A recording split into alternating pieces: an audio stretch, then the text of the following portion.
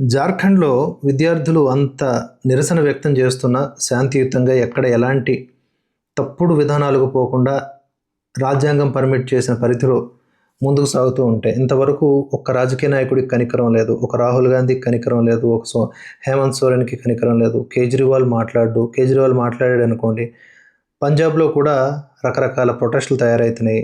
రోడ్లు బాగోలేదని ఆర్టీసీ వాళ్ళు, ఉద్యోగాలు, వివిధ శాఖల్లో ఉన్నటువంటి అవినీతి, డ్రగ్స్ వీటితో ఆయన ఇక్కట్లు పడతా ఉన్నాడు అక్కడ.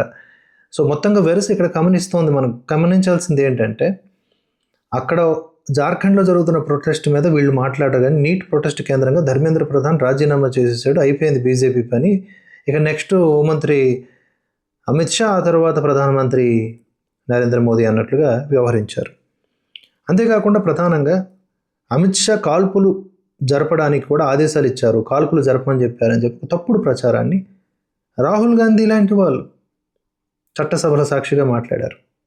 ఏంటి ఆధారం అంటే, నువ్వు గోధి మీడియానా అని మీడియా అడిగేటటువంటి ప్రశ్నలకి సమాధానం చెప్పకుండా వెళ్ళిపోయిన ఆ సిచ్యువేషన్స్ని మనం గమనించాం. ఇక్కడ పెల్లెట్ గన్స్ని వాడారని అవని చెప్తూ ఉన్నారు. ఇంత తీవ్ర స్థాయిలో కావాలి అసాంఘిక శక్తులని అక్కడికి రప్పించి విదేశీ శక్తుల సహకారంతో, దుష్ట శక్తుల సహకారంతో నేపాల్ తరహా ఒక విధ్వంస రచనకు పూనుకుంటే అక్కడ లాఠీచార్జ్ చేయాల్సిన పరిస్థితి వచ్చింది కనుక చేస్తే దాన్ని అంత పెద్ద భూతద్దంలో చూపించారే. సాక్ష్యాధారాలతో సహా 2800 మంది క్రిమినల్స్ అక్కడికి వచ్చారు అని డేటా చూపెడితే అవన్నీ ఇగ్నోర్ చేస్తూ విద్యార్థుల మీద ఉక్కుపాదం మోపారు అని చెప్పేసి శీర్షికలు, రాతలు, కోతలు చేశారు. మరి ఇప్పుడు ఈ జార్ఖండ్లో విద్యార్థుల మీదకి ఏం చేస్తున్నారు వీళ్ళు? सीजेपी प्रोटेस्ट कि जैसे ये छात्र तो शांतिपूर्वक आंदोलन कर रहे हैं, अभी आपके पास ये जो पायलट गन है इसका क्या इस्तेमाल होता है? फिलहाल तो अभी नहीं कर रहा है, कर तो नहीं रहे, लेकिन अगर आप मौके पर लेकर आए हैं नहीं कर रहा है, मतलब आप लेकर किस लिए आए? फिर ये शो ऑफ की चीज तो है नहीं, शोरूम तो है नहीं कि सर आप दिखाएंगे. सीजेपी प्रोटेस्ट మీరు ఎందుకు తీసుకొచ్చారంటే జస్ట్ తీసుకొచ్చాము. మరి ఇప్పుడు పెల్లెట్ గన్స్ ఎందుకు వచ్చినాయి అక్కడికి?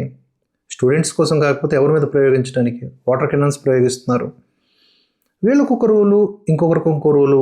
అసలు విద్యార్థుల పట్ల చిత్తశుద్ధి ఉంటే జార్ఖండ్ ప్రొటెస్ట్లో కూడా నీట్కి ఎంతైతే మద్దతు తెలిపారో అంత తెలపాలి. ఈ బాలీవుడ్ మాఫియా ఏదైతే ఉందో, ఆ సోనాక్షి సిన్హా ఎక్కడుంది ఆవిడ, ఎక్కడ సచ్చింది ఆవిడ? మాట్లాడరు. అనసూయ భరద్వాజ్ అనేటటువంటి ఒక ఆవిడ ఇటీవల లెఫ్ట్ లాబీలో పడినటువంటి ఆవిడ ఎక్కడ సచ్చిందని అడుగుతాను నేను. వీళ్ళందరూ మాట్లాడరే జార్ఖండ్ విద్యార్థుల గురించి? ఓహో, అంటే ఇక్కడ ఉన్నటువంటి సీజేపీ బొద్దింకల వ్యూహ రచనల్లో మెలోడ్రామాలు లేకపోతే ఆర్టిఫిషియల్ ఇంటెలిజెన్స్ వాడి తప్పుడు ప్రచారాలు చేయలేక, సో అవి మీ మనస్సుని కదిలించలేకపోతున్నాయా? ఒకసారి జార్ఖండ్ వెళ్ళి చూడండి. అక్కడ నిరసన చేస్తున్నటువంటి విద్యార్థి తరపున ఉన్న నాయకుడు ఆమరణ నిరాహార దీక్ష ఎట్లా చేస్తున్న కారణంగా ఇవన్నీ కూడా పగిలిపోయాయి. ఆహారం లేక కేవలం నీళ్లు మాత్రమే తీసుకుంటున్నాడు ఆయన. స్పష్టంగా తెలుస్తుంది తను ఆహారం తీసుకోవట్లేదని. అంతేకాకుండా ఇంకొక వీడియో కూడా అది నాకు దొరికితే చూపిస్తాను. ఆయన లీడ్ చేస్తున్నాడు. ఇప్పుడు అభిజిత్ డీప్కే ఏం చేశాడు? అక్కడికి వెళ్ళడానికి మీరందరూ కూడా చలో పార్లమెంట్ అని చెప్పేసి పిలుపునిచ్చేసి ట్రక్ పైకి ఎక్కి కూర్చున్నాడు. విక్రమార్కుడు సినిమాలో బ్రహ్మానందం రవితేజని తోసేసి అటాక్కి, సరే సందర్భం కామెడీ సన్నివేశం అయినా చెప్తున్నా, మామ నువ్వు అసలు తగ్గకని చెప్పేసి వాడు పైకి కూర్చున్నట్లుగా ఈ అభిజిత్ డీప్కే అదే చేశాడు. ఈరోజు ఇక్కడ మాత్రం అలా కాదండి.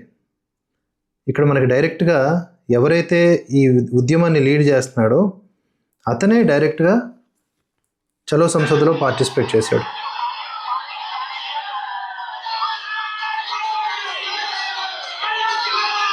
అతనే ఆమరణ నిరాహార దీక్ష చేస్తున్న వ్యక్తి.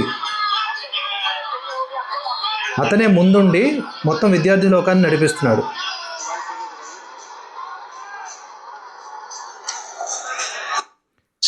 ఆయన ట్రక్ ఎక్కి దాక్కోలే, లేకపోతే దేశద్రోహులను తీసుకొచ్చేసి ఈ స్పీచ్లు ఇప్పించలే, హిందూ వ్యతిరేక నినాదాలు చేయించలే. This is what hypocrisy.